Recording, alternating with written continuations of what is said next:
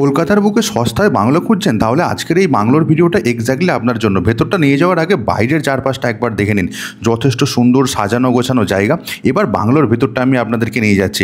এটা হচ্ছে পুরো রেরা অ্যাপ্রুভড একটা প্রজেক্টের মধ্যে এই বাংলোটা আপনারা দেখছেন। ঢুকেই লিভিং কাম ডাইনিং এরিয়ার জন্য স্পেস যেমন রয়েছে, তেমন স্টেয়ারকেস এরিয়াটা কিন্তু এক কথায় অসাধারণ।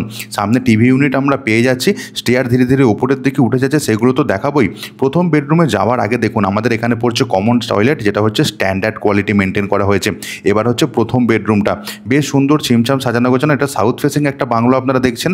এর পাশে রয়েছে কিচেন এরিয়া এবং ফুললি মডুলার সেটআপের কাজ পুরোপুরি এই মডেল বাংলোটাতে আমরা দেখতে পাচ্ছি। পিছনে রয়েছে গাছপালা বসানোর জন্য আপনার নিজস্ব প্রাইভেট বাগান। তো এই ছিল মোটামুটি গ্রাউন্ড ফ্লোরের ভিডিও ট্যুরটা। গ্রাউন্ড ফ্লোর থেকে এবার ধীরে ধীরে আমরা স্টেয়ারকেস দিয়ে উপর দিকে উঠে যাবো। এবার লোকেশনটা সম্পর্কে বলে দিই। ক্ষুদিরাম মেট্রো থেকে এই বাংলোটার ডিস্টেন্স পড়ছে মাত্র 12 কিলোমিটার এবং এটা সাউদার্ন বাইপাস দিয়ে যেতে হবে। সাউদার্ন বাইপাস থেকে ডিস্টেন্স পড়ছে মাত্র 2.5 কিলোমিটার এবং এই বাংলোর প্রাইস রয়েছে মাত্র 49 লাখ টাকা উইথ কার পার্কিং। তো এই হচ্ছে এই জায়গাটার আমরা চলে আসলাম ফার্স্ট ফ্লোরে বাংলোর। প্রথম বেডরুমটা আপনারা দেখছেন এবং এই বেডরুমের স্পেসটাও কিন্তু অসাধারণ স্পেস রয়েছে। এর পাশে একটা ওয়ার্ড্রপের স্পেস এবং এর সাথে আমরা পেয়ে যাচ্ছি একটা অ্যাটাচ ওয়াশরুম। এই ছিল মোটামুটি ওয়াশরুমের ভিডিও। এবার আপনাদেরকে নিয়ে চলে যাই প্রথম বেডরুমের সাথে যে আমাদের অ্যাটাচ যে ব্যালকনিটা রয়েছে। এই হচ্ছে অ্যাটাচ ব্যালকনির সিনারিও।